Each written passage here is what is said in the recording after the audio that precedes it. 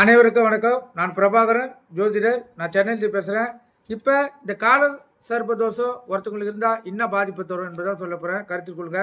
லக்னம் உள்பட அனைத்து கிரகங்களும் ஒரு ஜாதகத்தில் கேது ராகுக்கு இடையில் அடைப்படுவது கால சர்ப்ப தோஷமாகும். அதாவது ஜாதகரின் ஆயுள் காலத்தில் ஒரு குறிப்பிட்ட காலத்தில் மட்டும் தோஷத்தை ஏற்படுத்தும்.